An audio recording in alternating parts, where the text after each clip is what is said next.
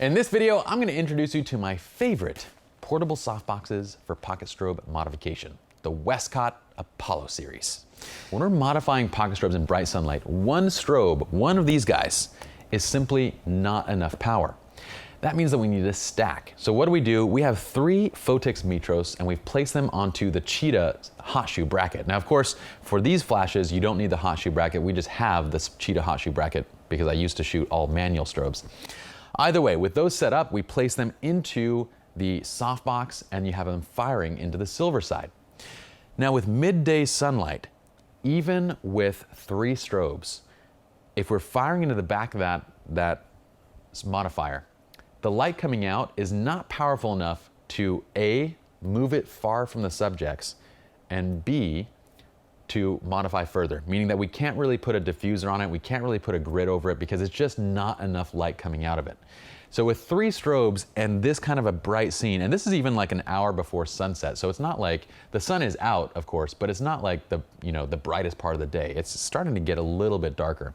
But even in this kind of a scene, we're not getting enough light to, say, modify and to cut down, via diffusing and all that other stuff. But let's talk through these actual shots and give you an idea of how we shoot them. So we're taking these images, we're shooting on a Sigma 35mm art. It's a fantastic lens, and I love shooting wide open on it, anywhere between 1.4 to f2, okay? Now I'm using f2 here just because I want a little bit more depth of field so we can see a little bit of these rocks kind of behind and so forth. But I love that wide open look. Anywhere between 1.4 and 2 gives you not only that shallow depth of field, but it also gives you a natural bit of lens vignetting that's absolutely beautiful and just kind of pulling attention into the wanted area of the image. It just gives an edges a nice, rich look to it. I love that look. So that's my compositional attribute number 1. Now, of course, we're shooting in bright sunlight, and bright sunlight is going to require either high-speed sync or a 5-stop neutral density filter. Am I holding the 5 right? 5-stop neutral density filter. Okay, so when we're shooting, especially when we're between apertures of 1.2 up to f2. So in these scenes, we're using a 5-stop ND. Now, again, my preferred method of shooting is to use ND filters. I find that I like using ND filters over dealing with the light loss that comes with shooting in high-speed sync. I don't want to worry about light loss. I want to shoot with the full power of the strobes and modify with that. I don't want to worry about losing light based on different shutter speeds and so forth. Okay, so I prefer NDs. The ambient light exposure is achieved with the 5-stop ND, and we get a more dramatic kind of look at around 1/200 of a second, ISO 100. So here we're at 1/200 of a second, f2 and ISO 100. We're shooting at 5400 degrees Kelvin with our 5-stop Tiffin neutral density filter. Okay, so this is that look that we're getting. Now for the light direction and quality, what we've done here is we've placed the camera to the right.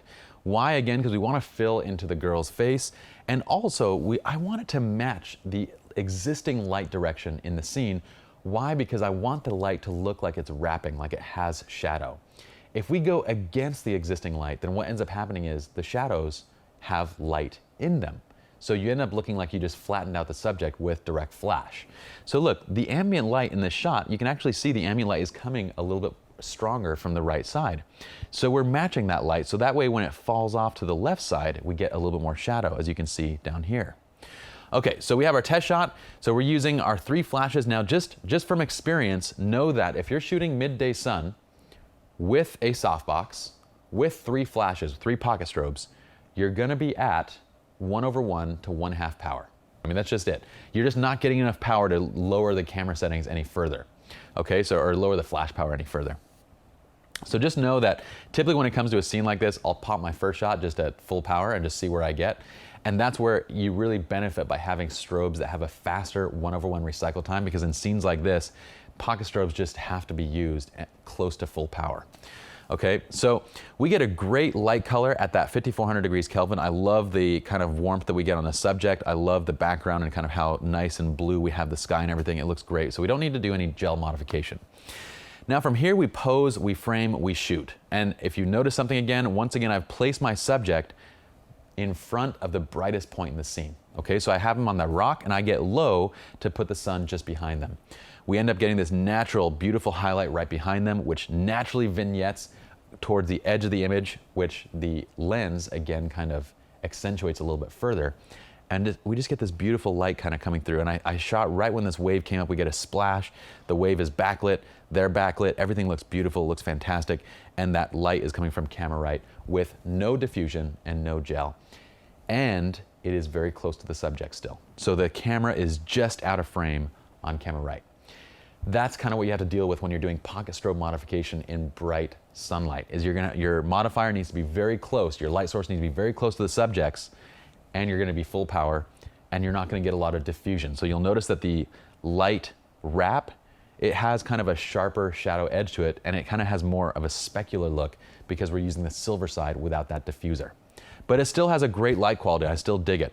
We just want to watch to make sure that we're not casting any shadows onto anybody that looks unnatural in any way. And so what I've done is I just make sure that she's leaning a tiny bit forward. So he's just a little bit staggered where he's a little bit behind her, she's a little bit forward, so when that light hits, he doesn't cast a shadow onto her. And it looks really beautiful, it looks really nice. Okay, so just analyze, watch the shadows, and look at them from pose to pose. Now, for this right shot right here, it's basically the same scene. It's the same scene, same everything. All we've done is I'm doing a walking shot. And I wanted to demonstrate this too because it's one of my favorite techniques to use for what we'd call, I mean, if you watch the Natural Light Couples Photography DVD, we call this the reflector chase. So in this case, we just call it like a softbox chase, okay? So we're just chasing the couple basically with a handheld softbox. So with the same Apollo strip, I have my lighting assistant holding it. This time, we're shooting even closer to the couple because we have a very tight crop. So this go around, because of that, I put the diffuser onto the Apollo strip. Okay, so we have the 3 Photex Midros, we have the diffuser, we're again roughly around the same settings. We dropped open to f1.4, we're at ISO 100 and 1/160th of a second for shutter speed. Why are we going a little bit brighter in this shot? Well, because I wanted to have that kind of natural light and airy look that would fit kind of this candid pose and expression. It's kind of a very lifestyle-esque type shot. If we shot this to look dramatic, it's gonna look weird, okay? Again, match your lighting and your ambient to flash balance based on the look that you wanna have and the feel that you wanna have in the image. This image, we wanted to have that dramatic environmental portrait. We're shooting wide. It's not necessarily about the couple themselves, it's about the couple in this dramatic and amazing scene. Here, this is all about the couple, and it's about their expression, and it's about their enjoyment.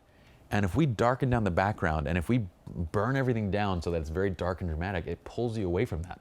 It looks like this fun and happy-go-lucky scene in the middle of a scene that looks very dark and dramatic, okay? And so you get these kind of two juxtapositioning elements to them that I don't feel like looks very good. So what we're doing here is we're opening up one stop with the aperture. We're opening up about a third of a stop on the shutter speed. I've lowered the white balance just a little bit to 4700 Kelvin. We're still on our 5-stop ND, so we're just about a stop and a third brighter, letting a little bit of the background blow out, a little bit of it go white. This is with the ambient light only, exposed for the background to get that kind of desired look. And then we pop the strobes. This time the flashes are very close to the subject, just off to the right, diffused with 1/8 to 1/4 power. Again, look at the difference here. Over here, we're not lighting that much. We're just using this. We're using this almost like we would that silver reflector that we used in the reflector chase back in the Natural Light Couples Photography DVD. It's the same amount of light that we're adding in, but what we get with the Apollo strip and with strobes is we get a more consistent light, because it's easier to just sit there and aim that at the clients as they walk than it is to try and catch reflector light and bounce it into their faces. Not to mention, reflector light is going to cause them to squint because it's a constant light. This is not constant, and so we can just follow and just pop shots at a lower power for a very natural look to simulate that without getting squinty eyes, without getting unnatural lighting, because basically the light is moving from shot to shot and so forth. So it gives us several advantages over using a reflector to do a traditional reflector chase, just using the Apollo strip box and doing a softbox chase. Okay, so that's kind of our setup right there. Again, just remember, what it comes down to these kind of shots is, are you looking for dramatic or are you looking for natural? Natural means ambient light is brighter and flash is more subdued. Dramatic means flash is brighter and ambient light is more subdued. Okay, that's it for this tutorial. Let's go ahead and move to the next one. Watch this, Febby. Let me show you how it's done. Let me show you how to flirt with your man. So as you're walking, you're talking like you kind of ha ha ha, and then you kind of pull yourself into him, like that kind of stuff, okay? That's what I'm talking about.